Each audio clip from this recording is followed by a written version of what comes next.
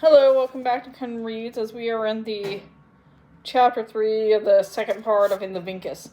As far as Elphaba was concerned, it was a witch's room and she reveled in it. Like all good witches' rooms in children's stories, it was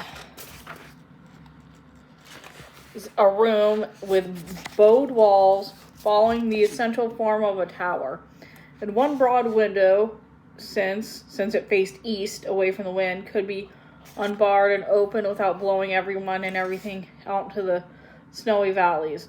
Beyond, the great kells were a rank of sentinels, purple-black when the winter rose over them, draining into the blue-white screens as the sun moved overhead and going golden and ruddy in the late afternoon. There were sometimes rumbling collapses of ice and scree. The winter gripped the house. Elphaba soon learned enough to stay put unless she was sure another room had a warmer fire. Except for Sarima, she didn't care for the other human company in the house afforded. Sarima lived in the west wing with the children. The boys, Urgi and Manik, the girl, Nor. Sarima's 5 sisters lived in the east wing. They were called numbers 2 through 6. And if they ever had other names, they had withered away from disuse. By right of their unmarriageability, the sisters claimed to the best rooms of the place, although Sarima had the solar. Where Lear curled up to sleep, Elphaba did not know, but he reappeared every morning to change the rags at the bottom of the crow's perch.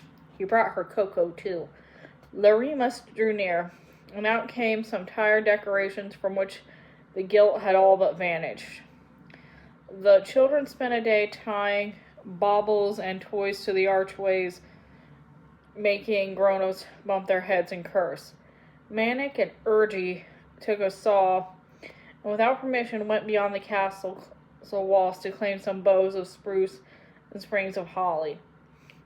Nora stayed behind and painted scenes of happy life in the castle on sheets of paper that she and Lear had found in Auntie Witch's room. Lear said he couldn't draw, so he wandered off and disappeared, perhaps to stay clear of Manik and Urgi. The house fell underneath. There was a flurry of copper pans thrown throughout the kitchen. Nora went running to see, and Lear arrived from some hiding cubby to look into. It was Chistery. The monkey was having a fit, and all the sisters, baking gingerbread, were throwing goblets of batter at him, trying to knock him off the wheel that hung noisy with swinging utensils above the work table. "How'd he get here?" said Nor.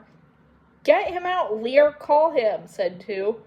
But Lear had no more authority over Chistery than they did. The monkey flew to the top of a wardrobe and then to a huge dry goods canister, and he pulled up a drawer and found precious stores of raisins, which he stuffed in his mouth. 6 said, "Go to the ladder from the hall, you 2, and bring it here." But they had Chistery was back in the wheel, making it whirl and clatter like a roundabout at a carnival. 4 put a lump of mashed melon into a bowl. 5 and 3 took off their aprons, ready to rush when he came down. Chistery was still eyeing the fruit when the door smacked open against the wall and Elphaba came lolloping in. "All this commotion, how can you hear yourselves think?" she cried, and then she took the side of Chistery, suddenly abject and remorseful.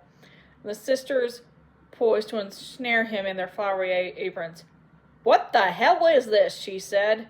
"No need to yell," said 2 sulkily, quietly, but they put down their aprons. "I mean, what is this? What is going on here? You all look like Killjoy with bloodlust on your faces. You're white with rage at this poor beast." "I think it's not rage, it's flour," said 5, which made them giggle. "You filthy savages," said Elfie. "Chistery, come here. Come down here, right now. You women deserve to be unmarried, so you don't bring any little savage, creepy children into the world. Don't you ever lay a hand on this monkey. Do you hear me?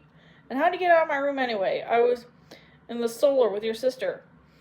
"Oh," said Nora, remembering. "Oh, Auntie, I'm sorry, it was us." You? She turned and looked at Nor as if for the first time, and Nor didn't like it much. She shrank against the door of the coal cellar. What were you skulking about in my room for? Said Elfie. Some paper, said Nor faintly in a desperate all-or-nothing gamble. I made some paintings for everybody. Do you want to see? Come here. Chistery in her arms, Elphaba followed them into the drafty hall, where the wind under the floor door was making papers fluttery against the carved stone. The sisters came too, a safe distance behind. Elfie got very quiet. This is my paper, she said. I didn't say you could use it. Look at it. It has words on the back. Do you know what words are?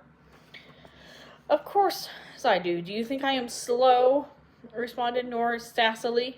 You leave my papers alone, said Elphaba.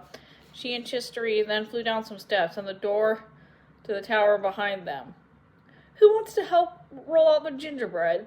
Said two, relieved that the skulls hadn't been knocked together.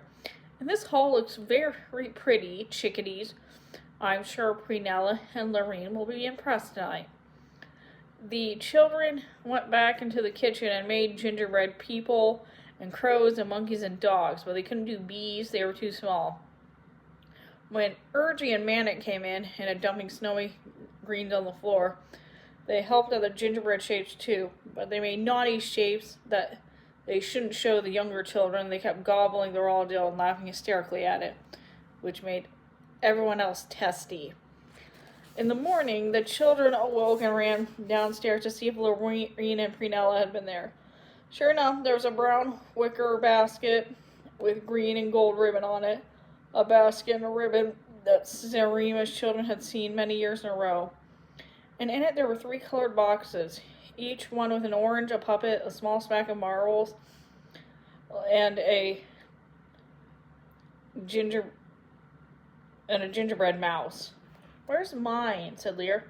Don't see one with your name on it, said Urgy. Look, Urgy, Manic, Nor. Guess Prunella left for you at your old house. Where did you used to live? I don't know, said Lear and started to cry. Really? Didn't know where he used to live. Okay. Here, you can have the tail of my mouse. Just the tail, said Nor kindly. First you have to say, may I please have the tail of your mouse? May I please have the tail of your mouse, said Lear, though his words were almost unintelligible. And I promise to obey you. Lear mumbled on. The exchange was eventually completed. From shame.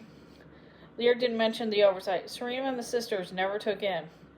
Elphaba didn't show her face all day, but she sent down a message that Lurlinemas Eve and Lurlinemas always made her ill. She was taking a few days in solitary comfort, and she wanted to be disturbed neither with meals nor visitors or noise of any kind.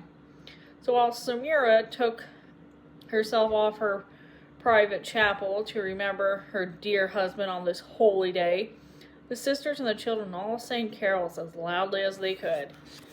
That's the end of that chapter. See you later.